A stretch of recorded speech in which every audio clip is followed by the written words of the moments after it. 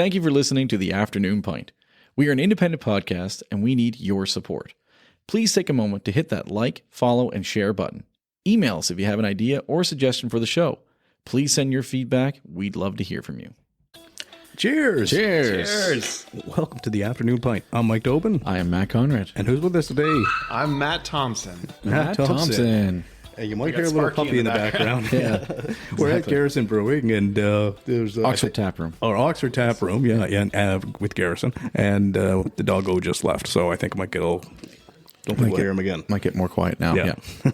So I just, right off the bat, I have to just address the one thing that right away. Matt, you had a light beer. You get the tall ship. What did you get? Yours is like an amber color. Garrison Red. So it's right, okay. And I got the Moo, like the Nitro Stout. Can we put those next to each other? Well, this is exactly, as soon as we cheers, like one of these is, when I see an image like this on social media, cold glasses, the 3 different colors with a beer, I never want to drink a beer more ever than when I see the Instant 3 different salivating. the 3 different colors of beers, all that. I'm just like, I want to go get a flight right now. And that's all I thought about when we cheers right there. So just had to get that out of the way. So Matt, you had ADHD. Tell us about it. We don't know anything about that stuff. We don't know anything about that. Welcome back to Squirrel. Yes, this is kind of a fun show. So, I mean, really quick, I met you yesterday at the NSFM event, and I was there for work, and we just ended up having a chat on our break or whatever, and come to learn that I recognize your TEDx talk. You just recently spoke at TEDx Halifax, and that was an excellent talk, by the way. And it was awesome. We're going to get into that. I showed it to you, and you said, like, I showed you his response, right, in real time. He was pretty impressed by it. So we're both really happy to have you here. And I think, given that you're diagnosed ADHD, and Matt and I are also in that very same club. He's the most recent in the ADHD, the most recent, officially diagnosed club. So congratulations, I actually Matt. think instead of the TV, they're like a show, like it could be like, oh yeah. That could actually be like a ... Oh yeah! Exclamation mark. Could be another show. So you might just be the perfect guest for today. So thanks so much for coming by. But I wanted to maybe let you talk a little bit on your show, or like, what was your TEDx about, and I guess what got you there. Well, now I'm just thinking about, and I'm thinking at the end of this episode, we're going to have 17 different threads that this media empire that you two are building is going to go down, and maybe we'll get some content. Or the Kool-Aid man will just break through the brick wall behind you. My wife sent me a meme that simply said, I was supposed to clean the toilet, but I started a company instead. I was telling Mike yesterday, I was like, for the last couple of years, the running joke in the home is, we're not starting any new companies this year. That's what we're trying for. All right. So I'm going to set the bar low here and say y'all have been very complimentary of the TED Talk. It took me 36 years to kind of build towards that. It took me 3 months to write it collaboratively, and I've had 24 hours since that conversation to prepare for today. So set the bar low, and don't expect any gems other than that. But I guess the background for the TED Talk, I mean, kind of funnily enough, the way that I describe it to people, it's kind of a whimsical look at stress, suicide, and the meaning of life. Yeah. I think that's kind of how I try to approach it, because it deals with some heavy issues. It deals with the stress that we all live under, what the society places upon us in this day and age. But also it's kind of it's built on the background or the backing of my journey through life as feeling like I was letting everybody down around me and trying to overcompensate by being a codependent people pleaser, and realizing that what really matters is the seeds that you're planting each and every day, and where you are right now in the present. So Matt, so I mean, your old approach was kind of the hustle lifestyle, if you agree, like push, go, work so hard, like you were living that lifestyle, correct? Yes, the only correction I'd make to that is the old lifestyle, as though I've moved beyond that. It's a constant journey to remind yourself not to. You're still there. Yeah. But you're kind of your new philosophy, I guess, in a sense here. It's like to lead courageously towards love, right? I mean, what does that look like on a Tuesday at 10 a.m. when stuff needs to get done? Well, that was There was a life-changing moment when I came to that realization. I was actually on a retreat at a location that's now called Asitulisk. At the time, it was Windhorse Farms in New Germany, in the middle of Nova Scotia. And I was working with my business coach and some other folks at the time on identifying our own values and purpose in life. And going through some iterations, going through some processes. You're writing your own eulogy. You're thinking about everything that's kind of built you up into what you are in that moment. I came to this realization that something that has always sparked, inspired, and really motivated me was to lead courageously toward love. And what does that actually mean, to your point? Well, I really had to, I studied English and history in university, so I really want to get into the etymology of the words themselves, because I for a long time ran away from love. I didn't tell people I loved them for a very long time, and I always felt ashamed of even using the word courage when I was talking about myself. But what I realized in looking into courage is the two definitions of courage really, really strike a chord with me. One of its roots is courage, cœur, living of the heart. And the other is the opposite. The opposite of courage is not cowardice, but complacency in its original words. So to answer your question about on a Tuesday, it's doing something. It's doing something. It's not leaning away from the hard thing. It's having the courage to act, and having the courage to act authentically, which for me is acting in a loving manner, which can sometimes feel really vulnerable because the concept of love is sometimes challenging for some folks, and everybody has their own kind of unique relationship with it. I certainly did growing up, and for me, it's just creating a space where hopefully everybody can feel seen, heard, and to me, that's a really powerful act of love. That's great, man. How would you describe love now? In life? Yeah. Probably in that way, the way actually I was. If we really want to get into it, when I was in therapy yesterday, I was talking about some of the recent podcasts I was listening to and some of the journaling I was doing, and the way that I describe love now is the opportunity to have light shone on the deepest, darkest parts of yourself and accept it.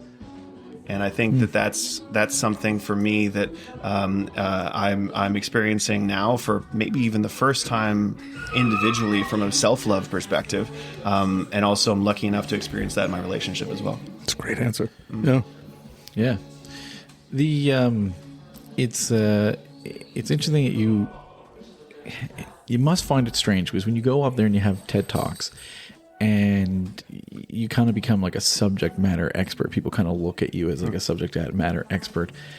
How do you kind of reconcile with the fact that you say that it's still a work in progress, it's still a journey I'm going on, and yet you have people who are coming to you for that expertise, guidance?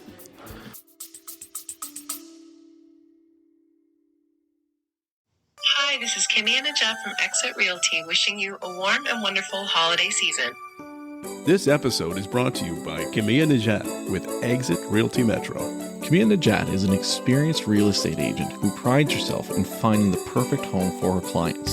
Kimmy can help you with a comparative market analysis to help determine the value of your home if you're planning on selling, or help you determine the going rate for the neighborhood you're moving into. She can also work with you at your pace. You can reach Camilla by calling 902-880-8429 or email camilla@exitmetro.ca. Also, you can find her on Facebook at Camilla Najat, Exit Realty Metro.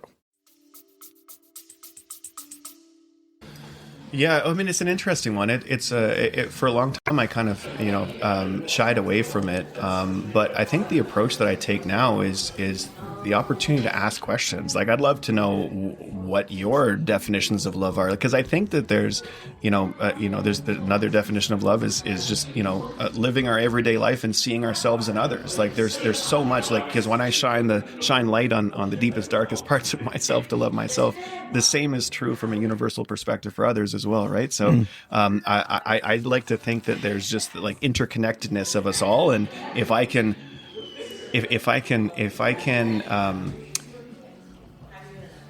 create a space where people can realize that I am literally just an authentic, living, breathing, flawed human being, in the same way that they are, then maybe they can take some of that shine off, but recognize that, like, man, like we're all just trying to human.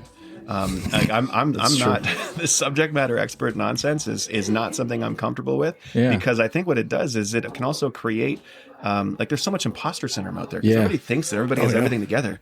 I don't have anything together. Like, I'm still trying, man. Like you know, the more that you kind of rely on that like curated image, the more you're kind of, you know, feeding into that narrative that everybody's got things together. But I think if you can say, well, thank you for seeing what I put out there, because it was a lot of work to put that TED Talk together, but also here are all the things that, you know, I'm trying and failing at. It can kind of humanize it a little bit more and make it a little bit more accessible. Yeah, I think that makes a lot of sense.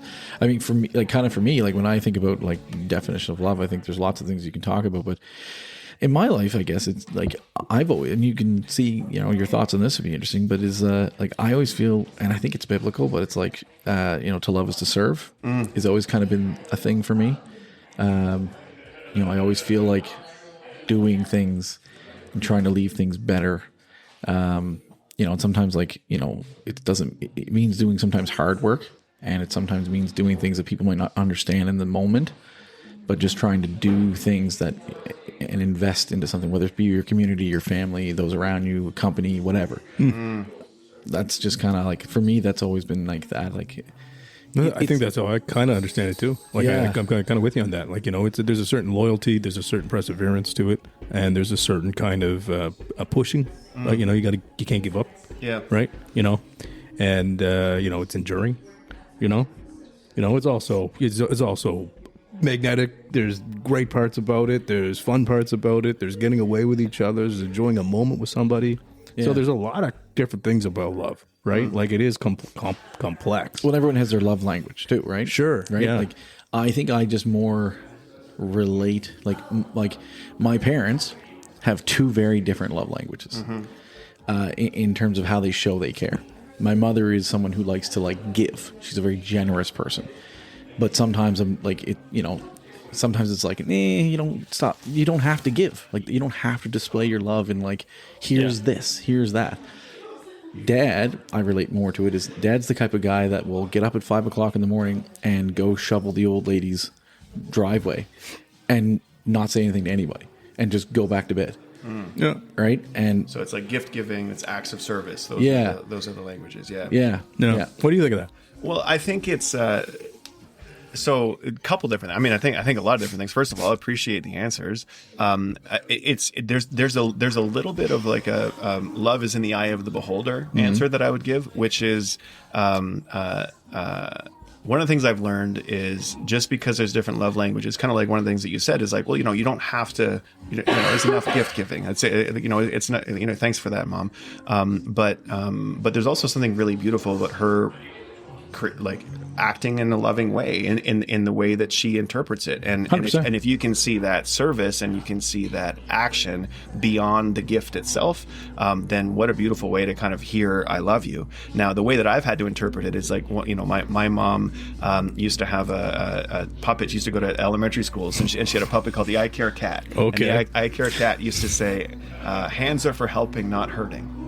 Okay. And that's kind of, you know, the biblical kind of definition that you gave, Matt, is similar to that. But what I had to learn with that is I think there's something beautiful about that act of service, but that doesn't necessarily always have to be outward. It can also be inward. And that's where I'm really trying to challenge myself these days, is to recognize that, you know, there's a fine line, or there's a direct correlation between love as an act of service and hustle culture. Yeah. If you don't also recognize that you need to be of service to yourself, and you need to be of service to your values, you need to be of service to your love language, and you need to recognize that you can't be giving at the, you know, at the expense of everything that you are and everything you have. I'm interested in your thoughts because, you know, we talk about hustle culture and things like that, but like it's there's also that fine line of like hustling for the life that you want, which could be the end game being, you know, the financial freedom for your family, and hopefully, you know, you can get wrapped up and obsessed with it and then you get lost in it.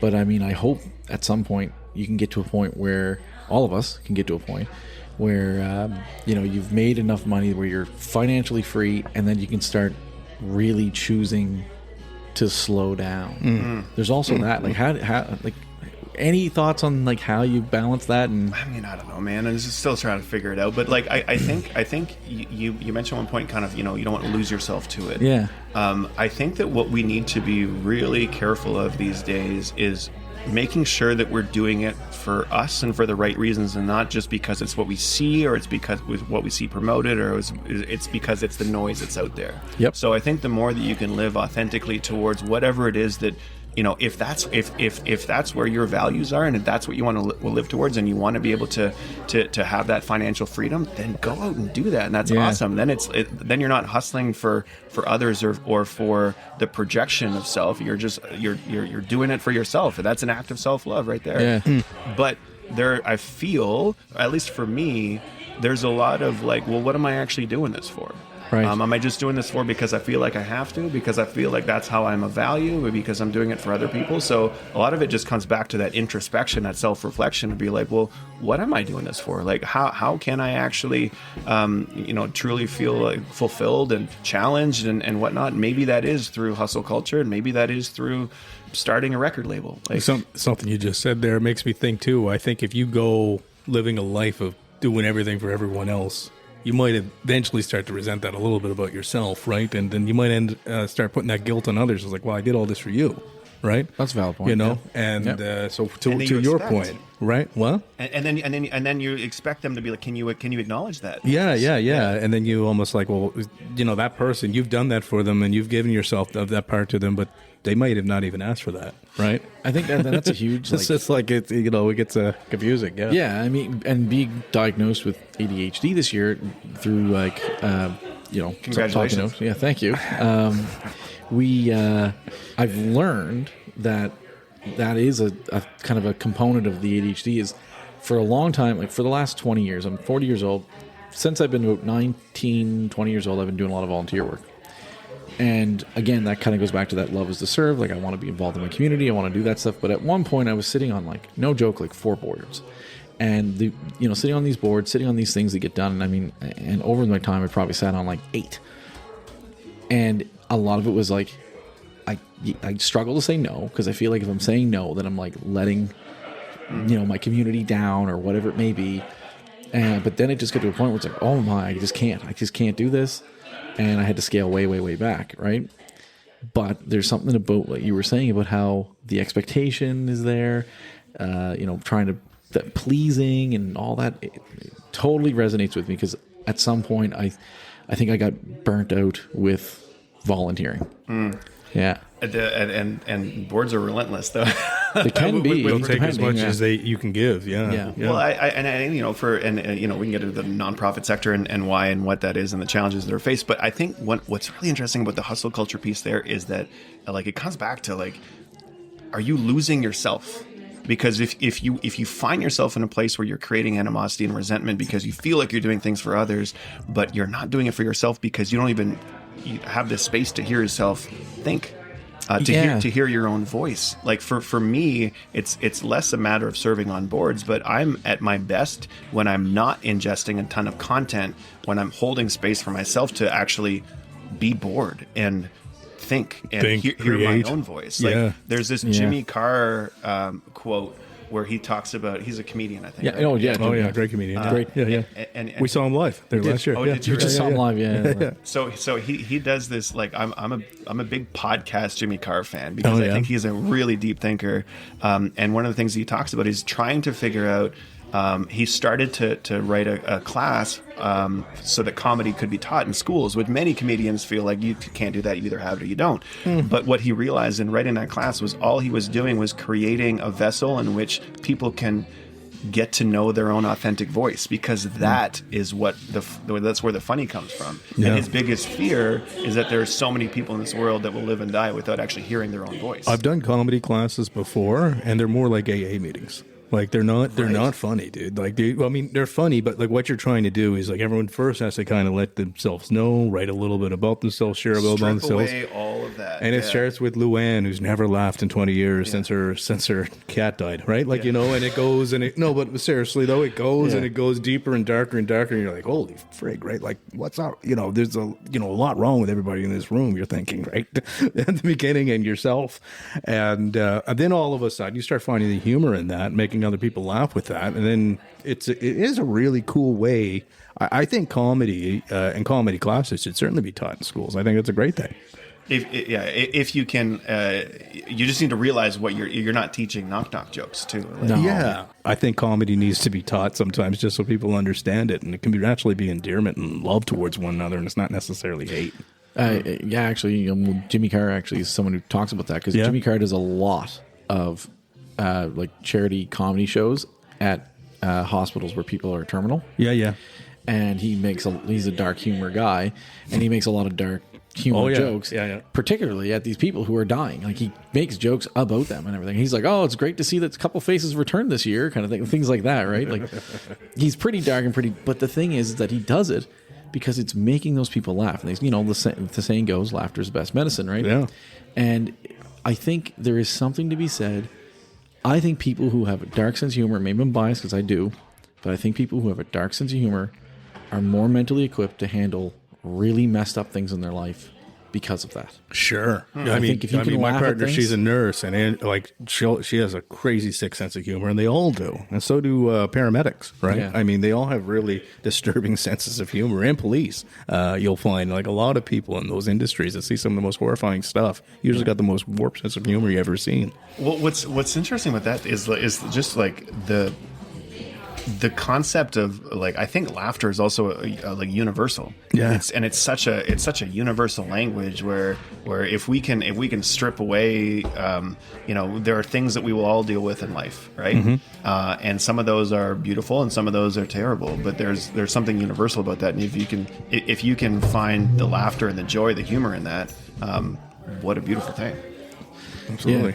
Yeah. That's the thing. And for me, like, I'm someone who's like, nothing's really off limits, right? And I know, I know, but like, nothing's really off limits for me. And I'll, like, as long as it's delivered in the right way, and there's if you know that person likes the other person, like, for me, if it's good intentions, I mean, I'm all for anything. Right? That's the thing. I think it all comes down to intentions and things like that. Like, I listened to your TED talk. I know you've had you had a close friend who ended up taking their own life, and I had a close cousin who did the same back in 2008, and I had another cousin who unsuccessfully attempted that as well. And I am, on my serious side, take that stuff very seriously, and I try to make sure that I'm there for people. And I've had those moments where I've had to, like, kind of haul people off to the side and be like, you good, calm down, kind of like, let's talk, whatever, right? But at the same time, I will probably laugh at a joke about suicide, because I just think like that, like, darkness in my brain helps me with having to cope with the real life things of those things too. Yeah, well, it's well, first of all, sorry you had to go through that. I think there are so many of us that have, right? Yeah. For whether it's even friends or acquaintances or colleagues or family members, right? But there, even sometimes joking about it is something that's helpful. Like I always say, like I say in the TED Talk, I found myself reading this book after Kinger died. He was my buddy, called The 5 Regrets of the Dying. Which was this book by this Australian palliative care nurse who put 30 years of having conversations with patients that were going through palliative care and compiled it into these 5 regrets. And the reason I got to that point was because King always said he wanted to live a life of no regrets. And those of us who knew him knew that if anybody should have regrets, it was that idiot, because he did. Like, there were so many things that he should not have done that he did.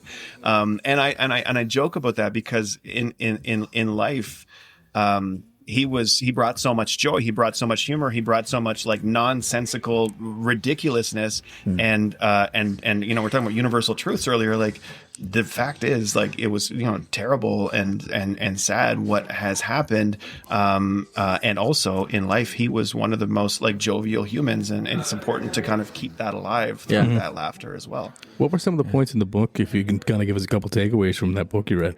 Oh, the points. Well, I mean, so as far as the takeaway is concerned, the wildest part for me was how like platitudes are sometimes real. Like the things that you hear as a kid growing up, like if I were to give you 10 guesses, you'd probably get 4 of the 5 top regrets. And that really got me thinking, because I was like, well, like, if we know these things, why do they keep happening? Like, I wish I hadn't worked so hard. Right. Like those types of things, right? I wish I'd stayed closer with my friends. Like, you guys have this beautiful thing where you're connected through work, you're connected through podcasts, you're connected through all these boards, and oh, I mean, sure, you're probably yeah. sick of each other at this point, but But you know, Funny enough, not really. No, yeah. but like, I mean, you do miss other friends though. You miss other connections. Like, I got friends all the time that I feel guilty about. Yes. I was telling you one that I'll tell everybody here, because I think it's a really good example. I was invited to something this Saturday, and I think you know what I'm like. I like friends in a small group setting, and as soon as it gets too big, I'm like, bail. But I never really knew why that was. I just thought it was grouchy, and realizing It is that too, that's a little bit. Well, there's a little bit to do with anxiety, and I didn't really know about myself until this year. Doctor diagnosed it, and I didn't even believe it, because I didn't think I could have anxiety, because I'm like, I do all this crazy shit. What are you talking about? Like, I felt that I've always kind of ran into things almost fearlessly. I've been on stage as a comedian, as a rapper, as so many different variations and versions of myself. I'm like, I don't have anxiety. But I mean, I always get sickness and uncomfortableness when I had to do something. I always dreaded it when it wasn't just those core people that I trusted, and it was a bunch of new faces, right? And I'd have to interact with people on a more private level and blend my private life into my public life. You know what I mean? You're almost feeling anxious about that. 100%. Yeah. So like super anxious. But the point that I just want to do it, right? So a friend of mine that I'm going to go see this weekend, because he was like kind of piling more and more invites onto his get together this Saturday, where I bailed. I called him up the next day, say, hey man, I'm sorry, and I want to let you know I'm going to come up Saturday night, and this is why I was kind of bailing, and I apologize, but I'm going to see. I haven't seen you in a long time. I want to see your new house. So like that's such a beautiful story, because it's an act of love, it's an act of like self-awareness, but you're also one of the 5 regrets was I wish I'd stayed in closer touch with my friends. Right. So I think that what to answer your original question around like the takeaways from that, like the one that I talk about in the TED Talk is, I wish I'd live a life that was true to myself and not the life others expected of me. And that one really hit home for me in a big way. And we've gotten through 3 of the 5, but essentially what my biggest takeaway was if these are universal platitudes that we've all kind of heard or inherently know and could probably guess, then what better way to honor those that have lived their life with those regrets than by making sure that we don't. And that we don't end our life with those. Maybe we'll have different regrets. I hope to God I have different regrets. My top 5 regrets are going to be very different than those 5.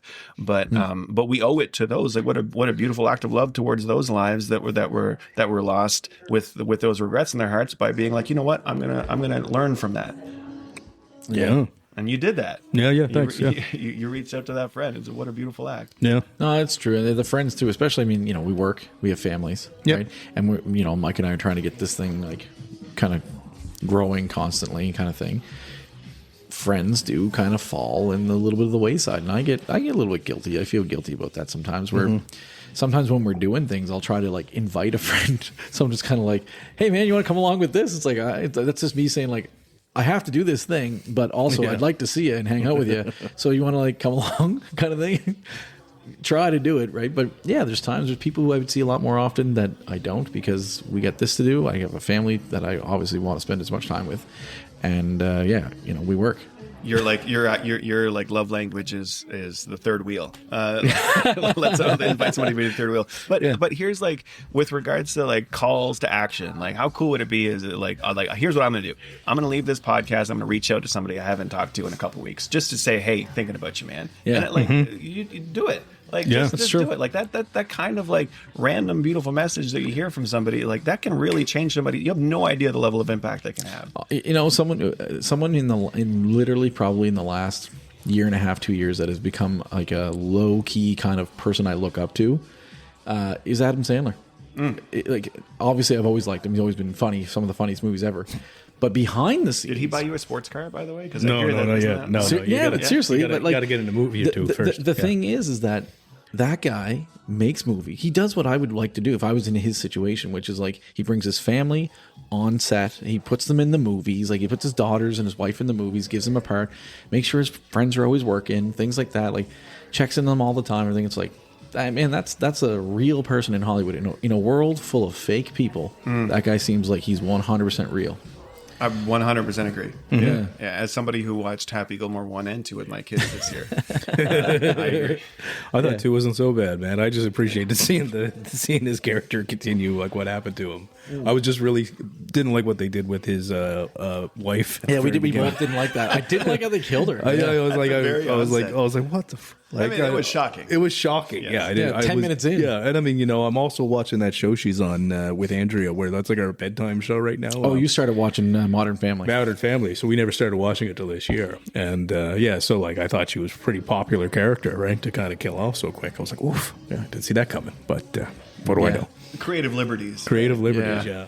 So we got to go back to you, Matt, because we've been going all over the place, which is awesome. Actually, I love this. So, like, what do you do for a living, man? I have interesting conversations with interesting people. Yeah. So, like, you were in the corporate world, right? Yep. Stepped away from it because of a lot of the reasons I think people could probably put that together from everything we just talked about. But, what's the business that you started? What are you doing now? Yeah, so 8 years ago, kind of stepped away from the corporate world because of hustle culture, because a lot of the stuff we talked about, and it's been a journey ever since. But stepped into wanted to set my own hours, so started my own business because that's easy, right? It's that way. You don't work more hours that way. What are you talking about? Not like I had 2 kids and third on the way, and my gosh, quit the job. But essentially, like what it boils down to is there was a couple different kind of things that came to fruition. The first was there was this thing called the Ivany Report that came out in Nova Scotia. And it was all doom and gloom. Yeah. People are coming to Nova Scotia to retire and die. Like, nothing is going to happen. I had just moved back to Nova Scotia with my wife to start my family. And we're seeing this, and it was all doom and gloom. And we're like, well, like, again, courage. Like the opposite of courage is not cowardice, it's complacency. So what can we do to address some of these things? And we recognize that there's an opportunity to, if people are leaving Nova Scotia because they didn't see opportunities, well, let's create something where people can see opportunities.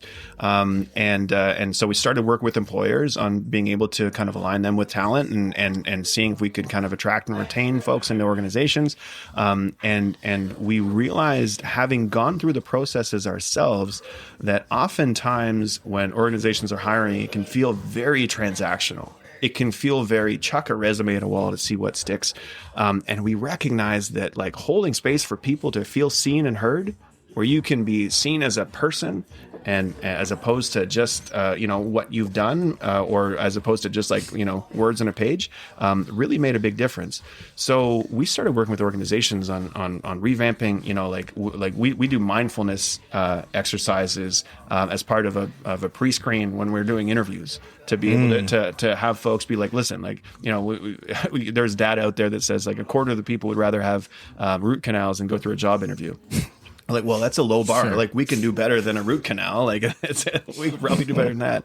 So we recognize that, if you can just have a conversation like you folks do on a regular basis in this podcast format, where you can just say, I'm genuinely interested in who you are, then you can break down a lot of those barriers, a lot of those walls, a lot of those things that people try to project and say that I've done this, and they may not be right for the job. You can actually have a real authentic connection. So we started doing that, and we've been doing that for about 8 years or so, and recognize that working with organizations through that and being able to help kind of create not only the environment that helps bring people in the door, but also helps support them once their employees employees are through the doors. So we do things like workshops, like organizational culture work. There's a lot of speaking that we do as an organization, just kind of built around creating environments where people want to be and people want to stay. So Placemaking 4G has had the privilege of working with with nonprofits or not nonprofits, with First Nations, with municipalities, with associations, with colleges, with for-profits, nonprofits, everybody in between, across Atlantic Canada and across the country, as we've built up this kind of trying to take a more humanized approach to the work that we do. I mean, there's two sides of me when I hear that, and I mean, it just hopefully that other people can hear this too for themselves. Like, so one part of me really leans into that. I understand mindfulness, something I've really been focusing on this year and last year, but this is very recent. 2 years ago, Mike would have been like, that sounds like a bunch of hippie, baloney. And I'm not interested in sitting there and getting to know you intimately, right? I'm here to work. So you must see that in other people in some sense, like even maybe on a more executive level, or how do you feel, like, how do people normally react to this? Because I'm sure not everybody reacts holistically to it. Like senior financial roles. Yeah. And even, we're talking about, within that context, but also, a couple weeks ago, is doing work with organizations across Atlantic Canada that are looking to build and grow their export businesses. And we did a 6-minute long mindfulness exercise. So, to answer your question, it's across the spectrum to who's doing it. Less resistance than you would think, but I think a lot of that comes from, it's not forced. It's like it's something that's a big part of my life, even just as far as like we always make sure that people understand who we are first. So I'm saying if I'm let's say I'm leading an interview with you, you're going to get an introduction video to me before we ever meet. You're going to get to know me. You're going to get to know who I am, what this process is all about, and you might be able to say, well, this is going to be a bit of an interesting experience, but here we go. And a quote that I often use from Oprah is, when you start in stillness, everything that comes from that flows from a place of power and not from a frenzied state. Damn, Oprah. Right? That's pretty good, yeah. And so like oftentimes She's pretty successful. She's doing okay. She's doing all right. Yeah. I think. Do we have a podcast sponsor? Do we Well, if she wants a spot, we'll see if we can fit her in. Yeah, we'll fit on the O network. Yeah. But essentially, what that does is it just creates a space where we can be like still for a moment and then like hear our inner voice, even if it's just at the beginning of an interview process where all you're doing is you're taking a couple deep breaths. Maybe you're buying into the process, maybe you're not, but you're calm. You can maybe feel your shoulders relax a little bit, and then you can actually speak authentically and not pre-rehearse lines and not try to project. So I'm sure that there's different depths of impact that it has on folks, but it's probably the number one piece of feedback that we get back is how important that process was on that person's journey. Do you think corporate life sometimes pushes people not to be authentic? Because there's a lot of how do I say, ways you're supposed to act, like, ways you're supposed to behave. You might not be supposed to say that question to that person or make that criticism to that executive or whatever, right? So it gets challenging because as soon as you kind of let the creature out of the box, so to speak, it can do wild things, right? Like, so it's like, and some people don't know how to get over that. Yeah. That's another thing. Like, you have people who get hurt by that. Hurt by it, but also some people who just like, once you've burned an image of who you are in their brain, that's it. That's all you ever are. And if it's someone who's above you, however many degrees, that can be a problem. Absolutely. I had that happen to me. Literally, I had a conversation with somebody yesterday who came up to me and was like, man, I watched your TED Talk and I did not expect to feel so emotional. He's like, I had this image of you where this was not at all what I was expecting. and so in that case, I like to think it was a positive change that like I do have the depth of emotion to be able to bring that out. But dude, it's such an interesting question, Mike, because like, one of the things that used to give me, we were talking about anxiety, used to give me the most anxiety is like, oh, so you run a firm that does, organizational culture work and like helps organizations with recruitment and stuff. So what's your advice going into job interviews? And I always preface it by saying, I can only provide you with advice based on what I know about the processes that we run. Right. Because I don't want to set you up for failure in saying it's like universally what happens out there. Right. So I think it's really important because, you have to feel safe to be able to feel authentic, and safety is different for everybody. And psychological safety is not something that happens everywhere in the corporate world, but there is movement. So, for instance, there's this big shift that we've been talking about it for 8 years, and there's articles in Forbes dating back to the early 2010s, and now people are really starting to adopt it. Is like this movement from fit to contribution, or from fit to alignment. Yeah. And that's an indication that essentially asking somebody to fit something is asking them to change who they are in order to fit your vision of what culture should be, and then you end up with a very transactional relationship. Yeah. And so there's movement, maybe not as fast as I'd like to see it at like the corporate level. Where there is progress that's being made, and it's important to celebrate that. And could it be better? Absolutely. Can everybody go out and be like authentically their full selves in every space? If they feel safe in doing so, then absolutely. And if not, then no. Put up those fences to protect yourself if that's the case. But what's important to know is that there are people like yourself, like what we're doing, that are looking to kind of push that culture forward to allow for those more, big ships turn slowly type of environments, to be able to allow for folks to truly feel safe being authentic. Yeah. Yeah, I think that's like one of the things that I've come to realize is in my kind of working life is, I've always originally kind of had, like, for a long time I had this mentality is like, okay, well, I want to, rise up to the top. I want to be, the VP of something someday or whatever. And I think if I self-reflect more and more, like, would I really truly like doing that job? Maybe. I don't know. But I think my driving factor is that the higher you go up, the bigger your umbrella is of who you can affect within the workplace. And a big part of why I like being a manager is I like to be able to create a positive workplace. And, like, you have more control, obviously, when you have a team. And then the higher you can go up, you have, you can affect more people and how that goes. So that's the thing, is like, I find myself now in a situation where it's like, I'd like to be the VP because I want to instill my mentality on how people should be coming to the workplace, but I don't necessarily want to do all the other stuff. I don't necessarily want to be too close to the sun. You know what I mean? Yeah. Yeah, I get that. That makes sense. I mean, the other thing though, it's like, I can't help but think that, like, with work culture, we still, with larger corporations, have a thing where it's like, kind of keep your head down, right? How do you be successful? Keep your head down, do the work, right? While the ones that are successful are not doing that. Well, first of all, I haven't had a real job in many years, so I don't know how accurate. Yeah. And I'm probably more prone to be the Icarus flying too close to the sun, as you mentioned. I think that there is, but I think that honestly, a lot of this just comes down to, like, if we just break down one wall here and say that, I don't even know if it's like corporate versus not, or like, I think a lot of it is just like the way that systems are designed right now. There's systems that are designed to help promote this like weird facade.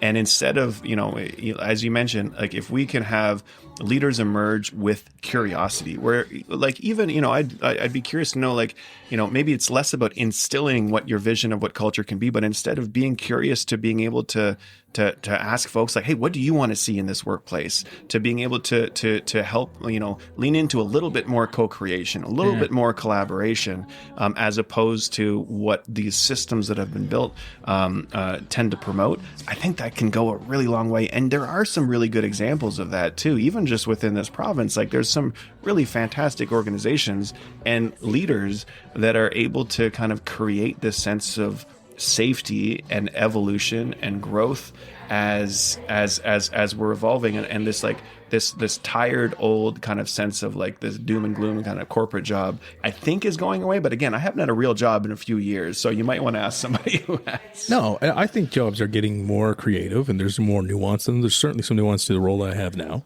I mean, I appreciate it. Like, my professional job is, I actually love my job right now, right? Because you get to create authentic relationships with your client base, right? Yeah, and I kind of get to work in my own way a little bit, right? Which I really like, right? I don't like being put into systems, but which great segue. AI, is going to take a lot of those systems and those difficult things. I mean, we talk about positively and negatively about AI, but I mean, I think it's a great time to talk about this now. I mean, in your role, how do you see AI playing into this future? Oh man, well, I mean, playing into the future of like everything, really. Yeah, I mean, the future of work. I mean, first of all, it's a nuanced conversation because so I use AI quite a bit, and I also recognize that I have to you almost want to think about how you can have like carbon offset credits for the amount of energy that it takes for for things to process. Like I was at an event the other day where they were talking about how the server farms in the U.S. Have more energy consumption than a small European country, and that small European country is Germany. Whoa, that's gross. So, and that's just so it's like there's duality of things. It's a whole new problem. It's wild, and then with that you're getting are there clean energy sources? Are there different ways to kind of power? I don't think people realize that. Like I honestly don't think people realize how much more energy it takes. I think people just generally think like it's all just the internet. Yeah. But it's not. It's like, AI is using 10 times the amount of energy than a simple Google search. To make an image of you on a unicorn, it's using so much energy, and I think that is one of the handful of reasons of why I am not afraid of AI. What about you? You worried? What worries you about AI, if anything? I mean, a lot worries me, but I mean, like, I'll start with the positives and say that I actually have so AI has really helped me do things like sometimes I really have to talk through my thoughts before I can get to a cohesive answer, as many of your listeners can say as they're skipping through to be like, what's he actually trying to say here? But sometimes before I talk to my team, before I if I'm trying to deal with a complex thought, I'll talk through it with my chat GPT agent, and it'll help me kind of cohesively condense what it is I'm trying to say in a way that I can communicate it clearly to my team or to whoever I'm working with. And that really helps. I think it in that way, it helps improve our communication. I think there's an opportunity for AI in many different ways to be able to take a lot of the administrative functions away from the work that we do so that we can hold more space for each other to actually communicate authentically and take some of those, some of the paperwork off of our plates and whatnot, which I think is fantastic. And that's where we are now. Like, who knows where we're going to be in 1 month, let alone a year, let alone 10 years. Yeah. So, I mean, what frightens me, I mean, I don't know, The Matrix. Like great movie. Like, hey, well, like let's use a segue. Okay, so let's thought experiment. So right now, server farms in the U.S. use more energy than Germany. In The Matrix, they figured out what a great battery source was, right? What a great energy source. The human mind? The humans. Yeah. So I mean, I think we're all living through this time of like wild and rapid change. And I think it's important for us to approach it with curiosity, with like a healthy dose of skepticism, but also I feel, in the same way that I take a whimsical approach to stress, suicide, and the meaning of life, I think you can also take a whimsical approach to, all right, so let's figure out like, where's the good in this? Because I think there's some pretty good stuff that can happen with this. It's not necessarily all doom and gloom. And I say that as somebody who couldn't code to save his life. So maybe we're way further along and down the rabbit hole than I might actually know. I was reading this morning, Elon Musk's plan is to build 1 million robots right now. 1 million. He just became a trillionaire. I just became a trillionaire on that 10-year plan. Yeah. But like with the caveat of building 1 million robots, human service robots. Like, what the? Like, that's crazy. I mean, I don't know. What would you like? Okay, so here's a question. So take a moment. You're a trillionaire. What are you going to build? Oh, absolutely, robots. absolutely. Like, get me the. See, this is my thing. Like, I don't think trillionaires should exist. Yeah. So, well, yeah, no. If someone came to me and was like, "Hey, you have billions of dollars. What are you going to do?" It's like, I'm going to give most of it away. Yeah. Like 90% of it. I'm going to make sure that I'm extremely, extremely good. And then other than that, I'm just going to be like extremely good. Well, I'm going to be, you're going to be set for life, generational wealth, that my grandkids are good or whatever, all that stuff. But I mean, in his world, I don't need think... like $100 million and you're good for the rest of your life. You said it right there, though. Like, the definition of extremely, extremely good is almost never good enough, right? Because once you get to an extremely good level, the hustle. It was like, the hustle. That's what it is. You, the fight of like, I have to be the richest person on the earth. I told you about this already. I don't think I had a chance to tell you about this yesterday when we met, but I had recently used ChatGTP because I saw this online. It wasn't my own idea. Did I say it right? ChatGTP? GPT, because Andrea keeps calling me out saying it wrong. She's like, you said it wrong like 3 times in your podcast last week. I was like, whoops. Andrea, he said GPT. Yeah. We're landing on GPT. We're good. Okay. We're getting there. But anyways, you can ask, and I encourage anyone listening to try this because it is super cool. Oh, you told me. I did this, by the way. You did do it? The 10-question experiment? Did you agree that was super cool? It's very cool. Okay, where the heck is it? I have to go back and remember what I wrote down. And if you want to know of how much I use this thing, it's just like there's a billion things here. I can barely find what I did last week on it. But I guess basically you ask it to 10 questions about yourself, one question at a time, to kind of learn who you are. Like really kind of like deeply inside. I'll put the exact description on the thing. If anyone who wants it, message us. But anyways, it asks you one question at a time. One of them are in your 10 questions, by the way, because I loved the question. Can we do 10 questions at the end of this show? So it really puts things in perspectives at the end of your life, what's going to be the most valuable to you. And I mean, for me, long story short, it was like, hopefully Andrea would still be around. Did it say hopefully? I said hopefully. Oh, okay. I don't know what can happen. I'm just hoping. Yeah. And maybe a cat, right? And other than that, I'm kind of good. Like, I don't really want a lot. Like, I would like a little house. I would like it to be comfortable. I'd like to be maybe in nature. That's where I am now. I mean, but there's not really much more that I want or need than I actually have at this given moment, right? I just probably, want to hold on to that, right? How cool is that, though? Isn't that kind of cool? Yeah. Like, hopefully Andrew is around. Now that you've got GTP thing sorted, I think we're going to be good. GPT, we're good to go. Andrea's got no reason. But like, what like in that case, like, of course, there's so much like complexity and bias and energy consumption and stuff that's coming from this. But if that tool can help you just take a moment's reflection to be like, I think I have what I need right now. It gave me a whole northern star by the end of it. It was unbelievable. And then you can have that perspective where, like, hopefully what I would challenge you on is to recognize that those answers are just a reflection of your thoughts, and you are not dependent on the AI algorithm to be able to answer the questions for you. And instead, it's something that is echoing back the feelings that you have. I got to give you the Northern Star that it gave me, because this is from all the things that I wanted to have and be and do, and who I wanted to be.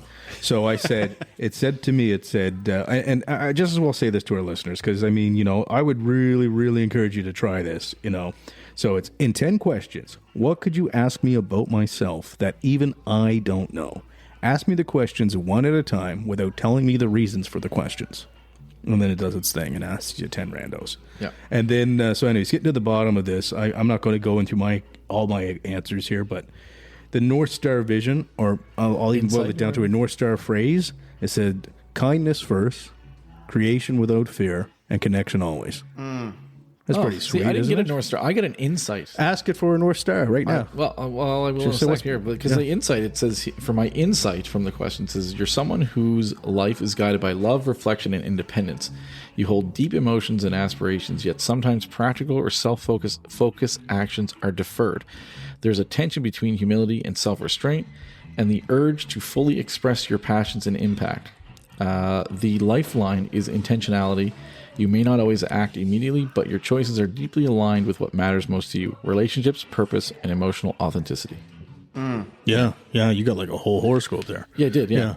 So, it's like a customized to you, but like in both of in the North Star and in the insight that you just got, like we've already talked about some of those things, right? Like, you know that you defer. You know, you like to do service to others, but you sometimes defer what you're on. Like those are things that have been covered. So what a wonderful mirror to reflect back what it is that is your essentially North Star, your insight, right? So in that way, if the tool can allow for us to have like a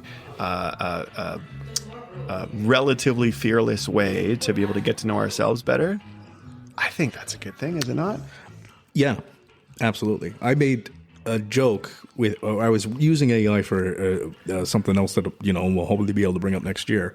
But anyways, the project I was using is I asked AI to be sarcastic, give a sarcastic answer to this gentleman who was very critical of it, right? And put what he said in about it, kind of destroying the earth and destroying humanity and all these horrible things. And I wanted to get a kind of a humorous response from the AI to see what it would say back. Long story short, basically said, I'm a mirror.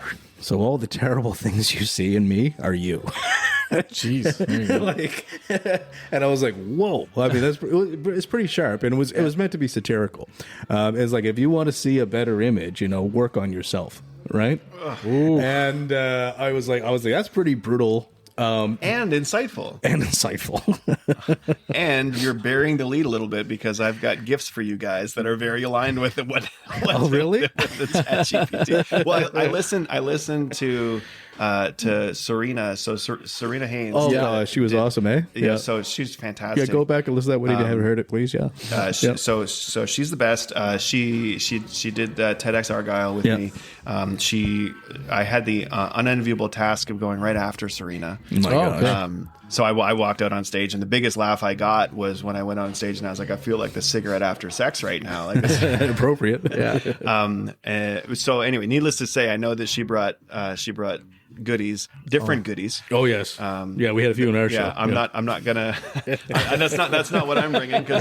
But anyway, just a big fan. But anyway, cool. part of that gift bag is very related to that ChatGPT snarky answer that I gave. There you go. There we go. Cool. I think I know what it is. Maybe. I'm guessing. Oh, wow. I'll guess before you even get the gift bag. Okay. Cool. Where were we now? I don't know. We were talking about stuff. Okay, we're talking about. Yeah. So chat. We're here still at the Oxford on Garrison. It's now Tuesday. But yeah. So, anyways, I guess the theme of what we've just been saying is all this AI stuff is a tool. And use it. If you use it as a tool for kindness, empathy, trying to find ways to bring people together, as opposed to as what we're obviously all doing now seems to be is going in other directions. It could probably be quite a useful tool. And if you use it as a tool to try to save humanity, then work with it. You might actually get that result. And imagine if so use it as a tool to save yourself and to get to know yourself. Because what if that same snarky remark to that same gentleman in that thought experiment that you had, where what would you say to the person who doesn't like AI? See that as somebody who has different political views than you. Yeah. What you don't like in them is how entrenched they are in their political views, or how unbending they are, or how unwilling to change or compromise or listen. Right. Like there's lessons in that I think we can really apply to what we're living through every day. So that especially now, right? Because I mean, it often leads with discriminate comments one way or the other, and that's what brings us so far apart. Because we're seeing people almost actively discriminate against others.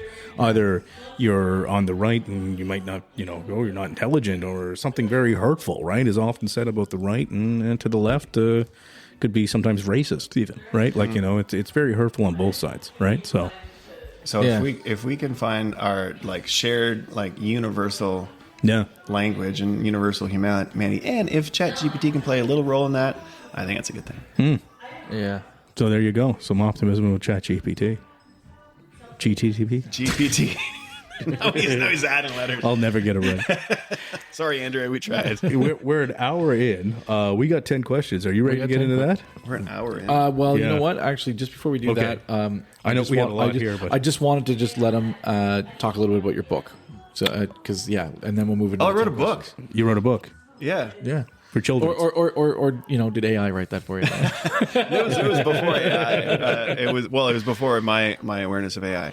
I guess so. Here's what I'd say. I threatened for years to write a book, and I tell my kids every night, "I love you, I trust you, I'm proud of you." And what I did was I decided to turn that phrase into a story that I can tell my kids, and that maybe everybody can tell their kids, because I recognize that not everybody gets to hear that at night. And It's kind of your like "I love you 3000" version of that. I don't know if you're familiar with Iron Man or whatever, like if you watch the Marvel movies, but I'm not familiar with "I love you 3000," but okay, that's the thing in Iron Man is that's what Iron Man did it said. rip off Stan? No, it wasn't Stan. Okay. Well, it was MCU. So it's like Tony Stark in the when before he died and all that stuff in the Endgame or whatever. That was what he said to his daughter. Or that's what he and his daughter shared with each other. 3000. I love you 3000. There you go. Yeah. So let me just. It's my "I love you 3000." So essentially, so I wrote this book, and it's a story about a dad who puts his kids to bed, and they're like, "Oh, I know you tell us this every night," and then they start pushing back, and they say, "Well, what if I do this, or what if I look like this, or what if I make this decision, or what if this happens?" And the answer is always, well, those are things that you do or say or look like. That's not who you are. I love you for who you are. Mm-hmm. Yeah. And so writing the book was this like fantastic experience. But you can buy it anywhere, and you go to my website, or you can get it on Amazon or Indigo or anywhere. But one of the coolest things that I've done now is, and like in every aspect of my life, is when you go and you do a book reading at the Ronald McDonald House, and you get to sit down and you get to just hang out with some kids that might have just come out of treatment. Yeah. And you get to just insert some whimsy, insert some silliness, insert some real life away from all of that nonsense, away from all the noise, away from all the tubes, away from all the tests. And you get to just see them be kids for a little bit. Yeah. And you get to read them this story that sometimes they laugh and sometimes they're like, "Oh, it's heartfelt." And then you get to see their parents see their kids be kids. Yeah. Like that's cool. Like, yeah. Like I walked out of that when I was able to do that at the Ronald McDonald House, and I was like, this is what life is all about right now. So this is kind of come full circle. I felt like when I left that moment, when I left that reading, or when I left the library in the Valley or in Quebec or wherever I was when I was doing a reading, where you get to see a kid really kind of sink into that message, Yeah. that's leading courageously toward love. Amazing. And that feels so in line with like my heart, my soul, my purpose. I love that, man. That's really cool. Cheers to that, dude. Yeah. It's They're empty They're all glasses, empty. It doesn't matter. Yeah. what about those colors though? Yeah. No, the colors are gone. All right. just like the leaves on the trees. Okay, Matt, do you want me to lead these off, or do you want to go? Start with one. Go Okay. ahead. How I'll many start of with these one. did you write, and how many of these are from ChatGPT? These are mostly by me, full disclosure. I started with ChatGPT, and then I started to kind of tailoring them, and then by the end of the hour, they were pretty much all rewritten. Okay, perfect. But started with the thing. Yeah. Okay. Start with AI. Just say AI. I just don't want to say it anymore. I'm just saying say it. Okay. So your recent TED Talk was largely about bridging divides between people. Through some things... Oh, I didn't write them very well. Your recent TED Talk was about bridging divides between people. So do you butter your toast before or after cutting it? Before. Okay. No judgment. No judgment. No, tons of judgment. Who the hell butters their toast after cutting it? Oh, I butter it before. Yeah, of course. Yeah. Somebody might. There's I probably mean, some afters out there. Yeah, listen, you do you. It doesn't affect me at all. It doesn't it's affect not me. something that I would do. I think it's weird, but I mean, like, you're right. It doesn't affect me.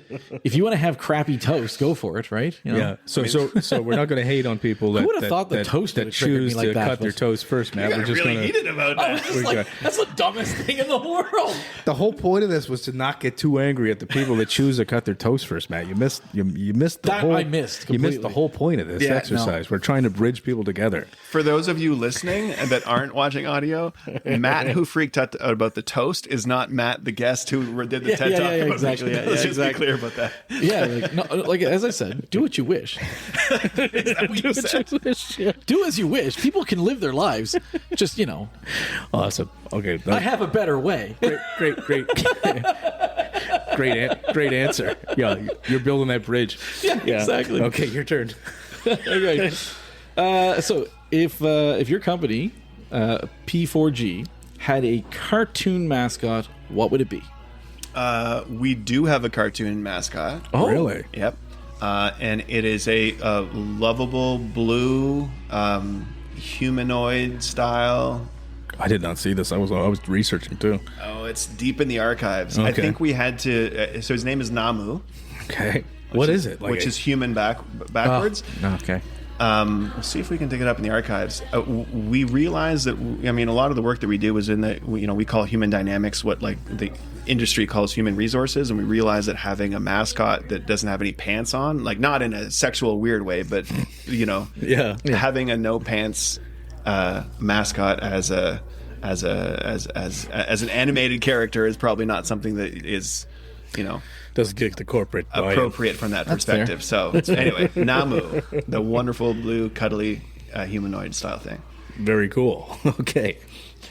You wrote a children's book called I Love You, I Trust You, I'm Proud of You. How do you think you could translate this message so it could be used in today's workplace? Segue. Can I do a segue to that? Because Yes.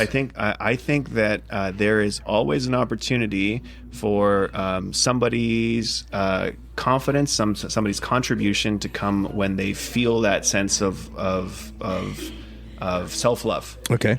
So as far as how it can be translated into today's world, I know that the podcasts that I listen to are around an hour and 15. So maybe we won't get to the actual gift giving component, but full disclosure, you're both getting books, you're both getting stickers, and you're both getting mirrors. Stickers. I knew we were getting So- mirrors. so That's the thing I guessed, so because you the said mirror, about the yeah. mirror to yourself thing to me yesterday. Exactly. So Wasn't that exactly. You Stuart had Smiley on SNL? Insider information. Stuart Smiley on Saturday Night Live. Remember that? I don't follow. No, sorry. What? Stuart Smiley. I think, yeah, I'm pretty sure it's SNL. I remember Like, Stuart but- Smiley. Yeah, and that was he- Mad TV, wasn't it? Maybe it was Mad TV. Anyway, he was the guy who used to sit in the mirror and he'd be like, "You're good enough. You're Yes. good enough. Oh, and yeah. gosh darn it, you're gonna whatever, right?" Like it was that. Oh, guy. really? Yeah. Okay. So basically, it's my I Love You 3000 Yeah. and Stuart Smiley. Oh, Is- cool.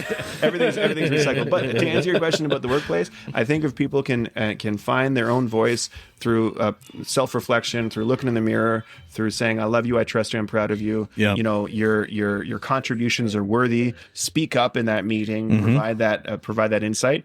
You can contribute to culture change, to impact, to growth, all those kinds of things. Love the answer. Yeah. Okay, cool. I like it. All right, so question number 4. Pick one fictional character from television or film that you would love to have on your team and why. Oh, what a great question. We know Mickey Mouse is though because he has no pants. Or no, he does have pants. Sorry, Donald Duck. Donald Duck has no pants. Yeah. Okay, so I'm torn between, so probably because of the mustache and because of the general vibe, like the Ted Lasso comes to mind. I talk about Ted Lasso yeah, that's often. right. Yeah. So just having, Jason Sudeikis as Ted Lasso or Jason Sudeikis as Jason Sudeikis would be amazing. He's pretty great. I'm going to go deep cut and I'm going to say Isaac from Sports Night. Look it up. Isaac from Sports he's I don't know who that is, man. I don't know who that is. Sports Night is this is this old Aaron Sorkin show that was around in the 90s Okay. for Okay. 3 or 4 episodes, 3 or 4 seasons rather. And Isaac is like the old wise like senior producer. I guess he's the executive director of this like Sports Night, which is like it's third to ESPN and whoever else is as far as the program is concerned. And he's lived so much life, and anyway he's fantastic. So I'm going to go Isaac from Sports Night. Look it up. Cool answer. I'll look it up. It Yeah. sounds like a show I'd actually kind of like. All right, buddy, go ahead. No, it's over to you. Was it me Question again? number 5. Yeah, you. okay. If AI takes half of the jobs in the workforce, should AI get a vacation? I thought you were going to ask me, should AI be buttered first? And I was going to be like, you got to stop with this butter stuff, man. If AI gets half the jobs in the workforce, should AI get a vacation? No. No. So, okay, interesting. So you don't think we should treat the robots as human eventually? Well, I didn't say that, and not in that aspect. Not in that aspect. Not in that aspect. It was AI, To our overlords, I disagree. I know, me too. If you're listening, robots, I totally think you should get a couple weeks off. I love you. I trust you. I'm proud of you. Go for a little ride around the sun. 0011. You guys are great. All right, no, that was a lose-lose question. I'm sorry. All right, question number 6. Yeah, go on.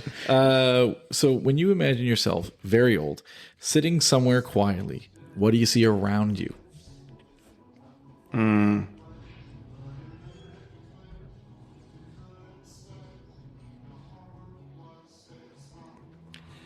I see trees swaying.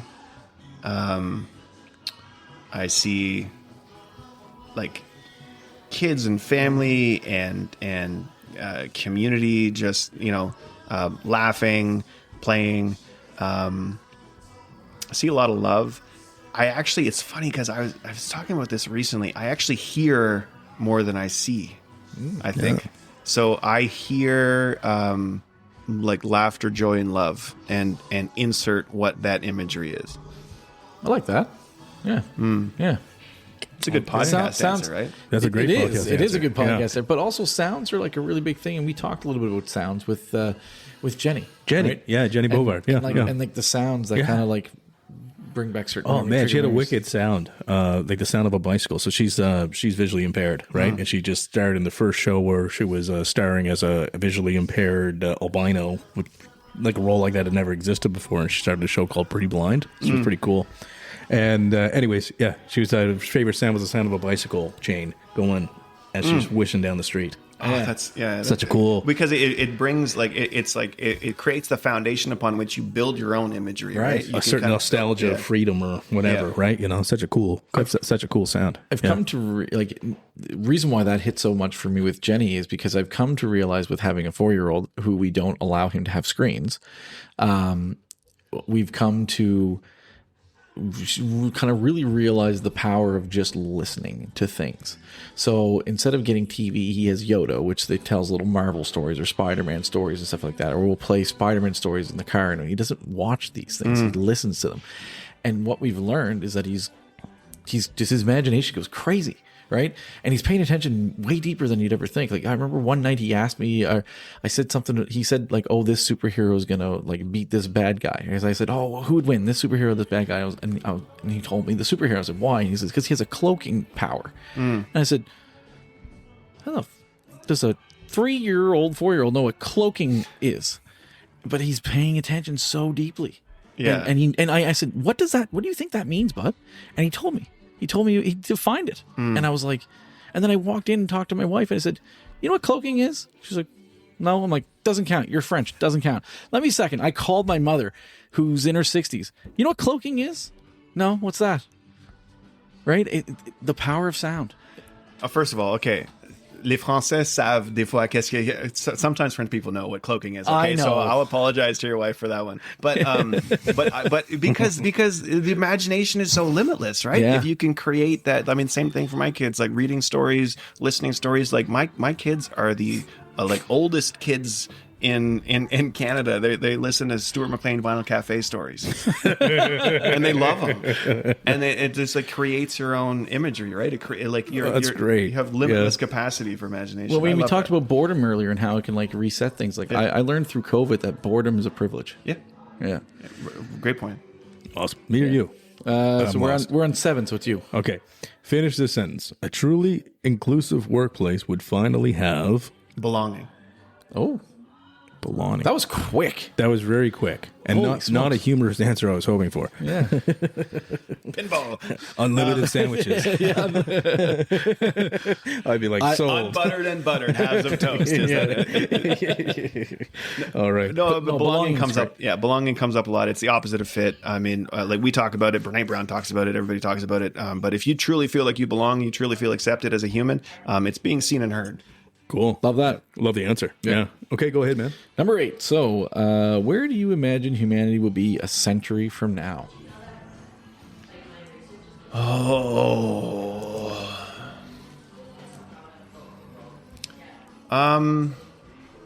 where will it be? I think it's going to be in a better place. Yeah. Yeah, I really do. I think we're always learning, growing, evolving, and challenging ourselves. I think that systems and structures will very likely be different. I've got my own thoughts on capitalism that is shared in a lot of different writings out there. But I think that what we're recognizing is that treating each other kindly. Kindness comes up again, right? If we're able to recognize that being there for each other through collaboration, through kindness, is what's most important for us, then maybe creating or allowing for systems that previously existed to reemerge would be cool. So I think it's going to be in a better place. I like that. I kind of think the same. I think we're in a point of, maybe that's just my optimism, but I think we're at a point now where we're in like the rough patch before things will get a lot better. Yeah. Let's hope. Yeah. I think I think that tide is starting to turn a little bit already. Okay. Yeah. Well, go ahead. I'm so we got okay. Don't worry. So like one of the things that I try to remind myself of is I was watching Seinfeld the other day, and there was this whole episode around this answering machine, and you know how it goes to believe it or not, George. Well, it was a different episode about an answering machine. Oh, really? For those of you listening at home who are under the age of 25, an answering machine was something that was connected to your home phone, which was where you would go like this. Yeah. And so what was so fascinating about it was he did the stand-up bit, and he was talking about the sense of adrenaline that you get when you walk in the door and you see the red light flashing on your answering machine. Right. And oftentimes you have messages from people who don't actually want to talk to you. They just want to let you know that they were calling, and they don't want to, and then the joke goes on from there. But I realized that that's kind of the rush that you get from a like on social media. Mm-hmm. And it's a similar thing where it's a similar like peripheral relationship where you get that adrenaline rush. And so the reason I bring that up is to say that I don't know how rough the patch is now compared to when that joke was written in the 90s compared to what was happening in the 70s. Right. Like I don't necessarily think it, like, I think there's so much that's going wrong in the world right now that we can see. But there's also there was a bunch of shit that was going wrong in the 90s and previously. Oh, that's true. There was rapid change. Yeah. But I find great solace in that, to be like, you know what, maybe we aren't just like we're not like the first ones to take a step on the moon. Like maybe we're not as unique from that perspective. Maybe there is a little bit of history not repeating but rhyming. Question number 9. Because it's Movember and you have a great mustache. You truly do. Okay. Been growing it for 7 years. What's one good practice you'd like to share about mustache hygiene? German face cream. Why Germany keeps coming up? German face cream? So there's this German face cream called Welda. So Welda. Okay. Because I get really dry like here. So do and I get really dry in my mustache. Yeah. Like skin. Yeah, I think that's normal. Yeah. And so I use this moisturizer called Welda. Mm-hmm. And it's fantastic. It kind of smells a little bit like grapefruit, I've been told. Okay. Cool. So and hey, you know what? You can moisturize and have a mustache and still be a dude. Awesome. There's nothing wrong with that. Absolutely. But you got to be careful because it also is like it's a thing about yay big. And I may or may not have had a sleepover with my nephews when they were over, and they may or may not have commented on how bad our toothpaste tasted, and they may or may not have used Velda toothpaste / face cream. Yeah, so That's hilarious. Does it taste like grapefruit? Probably not. based on my nephew, I would say no. Yeah. I'm so sorry for telling that story on a podcast. Question number 10. So, band or artist? Which band or artist would you love to see in concert the most, dead or alive? Oh, that's such a tough one. We were talking yesterday about Spotify and about how like I'm the same way with regards to music all over the spectrum. I've gotten to see some really cool bands. Like one of the coolest experiences I got to see was The Wall. and it was just a wonderful experience. So I've gotten to see some really big things, Peter Gabriel and all kinds of like big bands and stuff.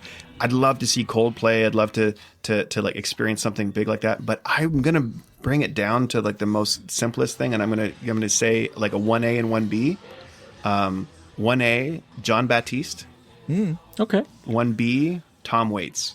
Oh man, Tom Waits. I'm a big Tom Waits fan. Yeah, In like a dingy jazz club bar, underground just along basement for the ride. Yeah. Oh my Piano. god! Yeah. I think I'm more of a Tom Waits fan than a Tom Waits music fan. Oh really? The guy himself was just a character, Oh, man. and every interview I ever saw with him, I'm just kind of like, man, that guy. I was would the like to best- spend one night with best- that guy. best 'cause it must have conversationalist been ever. nuts. Have you ever seen the Imaginarium of Dr. Parnassus? No, I haven't. Oh Is he my in that? god! So I know he's been in other he stuff. plays the devil. Really? So that was so you're a comic book guy. So that was Heath Ledger's last movie. Heath Ledger died making that movie, and they rewrote the script and they brought in like Colin Farrell and Jude Law and stuff Like all to these double different in. mirrored versions of him. Yeah. And Tom Waits plays the devil, which is like, of course, Tom Waits plays the devil. Yeah. And it's a trip. It's great. We're heading into a long weekend, so maybe that's what I'll be watching with Megan this weekend. It's great. Great answers, man. Awesome. Well, that concludes our 10 questions. You did a great job. That's the hardest part's over. We have one last thing. We just like to call it the last call. So we ask every guest this question. What's one piece of advice you were given in your lifetime that you'd just like to share with our listeners today? I already used the hands are for helping thing from my mom. Okay. I'm going to go with lucky enough to have stumbled upon a mentor, and she came in and spoke with with myself and our team a few years ago, and she said that she's looking around and she said, I see a lot of wide open hearts in this room and a lot of people who want to do really good. And what you need to remember is that wide open hearts need big fucking fences. Whoa. All right. Was not expecting that quote from you, dude. And that really resonated with me because I great. recognize that similar to you and your AI agent, that oftentimes you can give so much that you give yourself away, and you need to recognize that you need to love yourself and build those fences to be able to protect yourself in order to be your best self. Awesome answer. Yeah. Perfect quote. I love it. Thank you so much for having a beverage with us and hanging out. Anything you want to just kind of plug for the last minute? I didn't even have to eat hot wings, and I get to say that. No, go ahead. This is like a hot ones thing. Yeah. I just want to say thank you so much for doing what you're doing, for being able to have conversations with folks and allow for them to have their voices heard, because I think that's the best thing that we can do. It's what I strive to do in life through work, through P4G, through the book, watch the TED Talk, find something that inspires you. And here's what I'll plug. If you made it to this far in the episode, reach out to somebody in the next hour or two. Just say, hey, thinking about you. Cheers to Yeah. that. Cheers to that. Thank you so Like much. that. Awesome episode.